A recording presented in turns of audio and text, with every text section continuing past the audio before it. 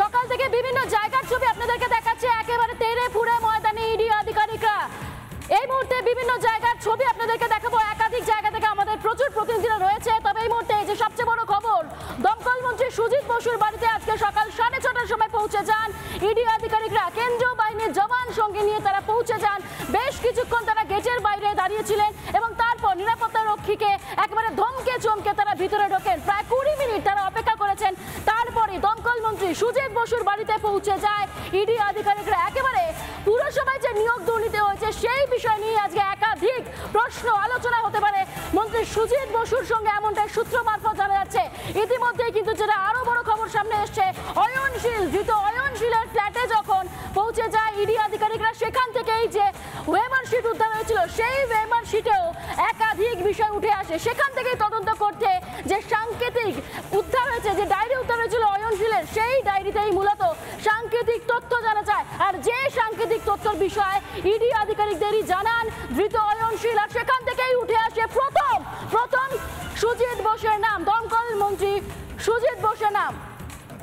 শুভেন্দু অধিকারী এই ঘটনাটি কি জানিয়েছেন শুনবো। সুজিত বসু দক্ষিণ দমদম পুরসভাতে নিয়োগ দুর্নীতিতে সরাসরি যুক্ত। একাধিকবার আমি বা অন্যরা বলেছেন সুজিত বসুর ঘনিষ্ঠ দুই আত্মীয়, দুই শ্যালকের দুই স্ত্রী, তারা কামারহাটিতে পুরসভাতে চাকরি পেয়েছে। স্বাভাবিকভাবে এরা প্রত্যেকে যুক্ত, অপর্ণা নিয়োগী যুক্ত, 70টা পুরসভার চেয়ারম্যান এবং তৃণমূলের নেতারা যুক্ত। ব্যাগ গোছানো শুরু করুন, সঙ্গে শীতের জিনিসও রাখবেন। আপনারা শুনলেন যে বিরোধী দলনেতা শুভেন্দু অধিকারী তিনি ঠিক কি জানালেন, ব্যাগ গোছান তৃণমূলের নেতাদের, এমনটাই তিনি নিদান দিলেন। এই মুহূর্তে যে খবর উঠে আসছে, একেবারে দমকল মন্ত্রী সুজিত বসুর বাড়িতে প্রায় 3 ঘন্টা অতিক্রান্ত, ইডির আধিকারিকরা তারা পৌঁছে গিয়েছেন। টানা তল্লাশি অভিযান চলছে। মূলত পুরসভায় যে নিয়োগ দুর্নীতি হয়েছে সেই নিয়োগ দুর্নীতির সঙ্গে কি কোনোভাবে রাজ্যের দমকল মন্ত্রী সুজিত বসু তিনি জড়িত রয়েছেন কিনা, বা তার দ্বারা কেউ সুবিধাপ্রাপ্ত হয়েছেন কিনা, এই সমস্ত বিষয় জানার চেষ্টা করছেন এই মুহূর্তে তদন্তকারী অফিসার। একেবারে কেন্দ্রীয় বাহিনীর জওয়ান নিয়ে তারা সকালেই আজকে পৌঁছে যান। কেন্দ্রীয় বাহিনীর জওয়ান তারা একেবারে মাথায় হেলমেট পরে বিভিন্ন অত্যাধুনিক যন্ত্রপাতি নিয়েও কিন্তু আজকে দেখা যায়। এবং এই মুহূর্তে সরাসরি সুজিত বসুর দুই বাড়ির সামনে থেকে নজর রাখবো। তারই সঙ্গে অনুপমও রয়েছে, সুজিত বসুর যে ক্লাব রয়েছে সেই ক্লাবের সামনে থেকে সরাসরি চলে যাবো অনুপমের কাছে। অনুপম, এই মুহূর্তে কি ছবি ধরা পড়ছে তোমার কাছে যাবো। তবে এই মুহূর্তে যে 3 জায়গার ছবি আপনাদেরকে দেখাচ্ছি, একদম প্রথম থেকেই আমাদের প্রতিনিধি অর্ণব মজুমদার রয়েছে, আমাদের প্রতিনিধি সৈকত রয়েছে, অনুপম রয়েছে এবং মোহন রয়েছে। 3 জনেই রয়েছে আমরা দেখতে পাচ্ছি। একটি বাড়ির সামনে থেকে রয়েছে মোহন, অপর বাড়ির সামনে থেকে রয়েছে সৈকত এবং এই মুহূর্তে সুজিত বসুর ক্লাবের সামনে থেকে রয়েছে অনুপম। প্রথমেই চলে যাবো অনুপমের কাছে। অনুপম, এই মুহূর্তে কি ছবি?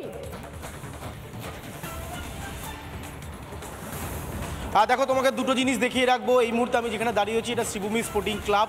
এই ক্লাবের সাথে দীর্ঘ সময় ধরে যুক্ত রয়েছেন দমকল মন্ত্রী সুজিত বসু, এবং এই ক্লাবের সামনে দেখতে পাচ্ছ যে কেন্দ্রীয় বাহিনীর জওয়ানরা এসে পৌঁছেছেন।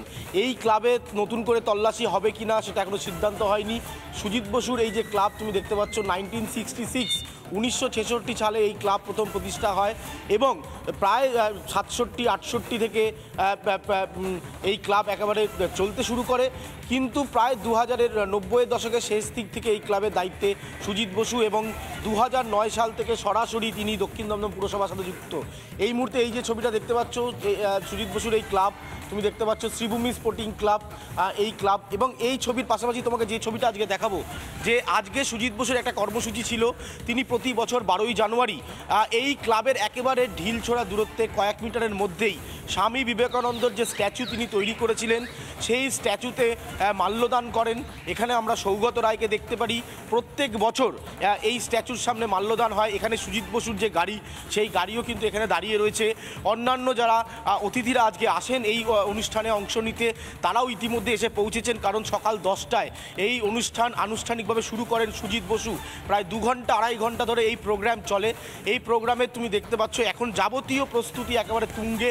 যেটা যেটা খবর পাওয়া যাচ্ছে যে নির্দিষ্ট সময়ের মধ্যে না আসতে পারলেও সুজিত বসু যে আজকে এই স্বামী বিবেকানন্দের যে স্ট্যাচু 12ই জানুয়ারি তার জন্মদিন উপলক্ষে এখানে যে অনুষ্ঠান হয় সেই অনুষ্ঠান তিনি পালন করবেন বলে আপাতত তার ঘনিষ্ঠরা আমাদেরকে জানাচ্ছেন। তুমি দেখতে পাচ্ছ যাবতীয় প্রস্তুতি একেবারে শেষ পর্যায়ে।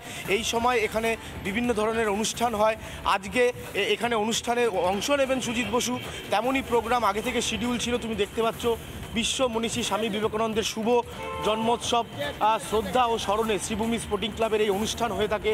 এখানে স্বামীজির একটা বড় স্ট্যাচু রয়েছে, তুমি দেখতে পাচ্ছ। এই স্ট্যাচুর এখানে মাল্যদান হয়। যাবতীয় অনুষ্ঠানের সব পরিকল্পনা একেবারে শেষ পর্যায়ে রয়েছে। অপেক্ষা রয়েছে শুধুমাত্র সুজিত বসু, তিনি আসলে এখানে অনুষ্ঠান হবে। তবে যেহেতু তার বাড়িতে আজকে এনফোর্সমেন্ট ডাইরেক্টরেটের আধিকারিকরা পৌঁছেছে, তাই এই অনুষ্ঠান আজকে কি হবে সেটা এখনও পর্যন্ত নিশ্চিত করে বলা যাচ্ছে না। মঞ্চ তৈরি রয়েছে, অপেক্ষা রয়েছে শুধুমাত্র দমকল মন্ত্রী সুজিত বসু। আবারও দেখিয়ে দেবো, তুমি দেখতে পাচ্ছ এই যে মঞ্চটা এখানে রয়েছে, এই মঞ্চে তুমি আমাদের সঙ্গে থাকা। আমি এবার সরাসরি চলে যাব সৈকতের কাছে। সৈকত, এই মুহূর্তে তোমার কাছ থেকে ছবি জানবার চেষ্টা করবো। তুমি রয়েছো সুজিত বোসের ঠিক বাড়ির বাইরে থেকে। সিআরপিএফ এর ডেপুটি কমান্ড্যান্ট এসেছেন এমনটাই সূত্র মারফত জানা যাচ্ছে। সৈকত,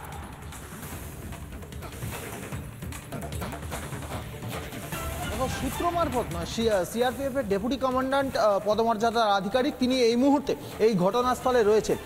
সুজিত বসুর এই যে বাড়ি, মোট দুটি বাড়ি, সেই দুটি বাড়িতে সুজিত বসু যেখানে রয়েছেন, একটি বাড়ির সামনেই কিন্তু সেন্ট্রাল ফোর্স এবং সরাসরি দেখাবো সিআরপিএফ এর ডেপুটি কমান্ড্যান্ট পদমর্যাদার আধিকারিক তিনি এখানে রয়েছেন। এবং তোমাকে বলে রাখি, সন্দেশখালী যে ঘটনা, সন্দেশখালীর ঘটনার পরে কেন্দ্রীয় নিরাপত্তা বাহিনী বা সিআরপিএফ আক্রান্ত হয়ে যেখানে এসে মিনাখা এলাকায় যেখানে এসে হল্ট করেছিল, সেখানে কিন্তু সেখান থেকে রেস্কিউ অপারেশনের কাজটা কিন্তু এই ডেপুটি কমান্ড্যান্ট পদমর্যাদার আধিকারিক তিনিই করেছিলেন। সেই আধিকারিক তিনি আজকের এখানে এসেছেন। তাদের যে ফোর্স, তাদের ফোর্স ডিপ্লয়মেন্ট ডিটেলমেন্ট কেমন আছে সেটা কথা বলতে নিজে তিনি এসেছেন। অন্যদিকে বিধাননগর কমিশনারেট, বিশেষ করে লেকটাউন থানার তরফ থেকে, লেকটাউনের আইসির নেতৃত্বে এখানে একটি বিশাল ফোর্স রয়েছে।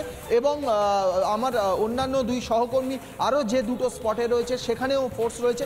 মূলত পৌরসভা নিয়োগ দুর্নীতি মামলা, সেই পৌরসভা নিয়োগ দুর্নীতি মামলায় 2016 সালে দক্ষিণ দমদম পৌরসভায় যে নিয়োগ হয়েছে, অয়নশীলের ফ্ল্যাট থেকে পাওয়া যে নথি, সেই ফ্ল্যাট থেকে পাওয়া নথি অনুযায়ী সেই নিয়োগের ক্ষেত্রে বেশ কিছুটা অসংলগ্ন, বেশ কিছুটা দুর্নীতি পেয়েছে। এবং যেহেতু সেই সময় দক্ষিণ দমদম পৌরসভার ভাইস চেয়ারম্যান ছিলেন সুজিত বসু, সেই জন্যেই তাকে আজকের এক্সামিন করতে এসেছেন। ইডি আধিকারিক যারা এসেছেন তারা কিন্তু সঙ্গে নিয়ে এসেছেন সেই দক্ষিণ দমদম পৌরসভার সম্বন্ধে, নিয়োগ সম্বন্ধে যে তথ্য এবং নথিগুলি তাদের কাছে রয়েছে সেইগুলো নিয়েই কিন্তু এসেছেন। প্রায় 3 ঘন্টা হতে চলল সেই নথি এবং তথ্য নিয়ে। তুমি নজর রাখো, তোমার কাছে পরবর্তীতে ফিরবো। রাজ্যের মন্ত্রী শশী পাজা তিনি ঠিক কি জানিয়েছেন শুনবো এই বিষয় নিয়ে।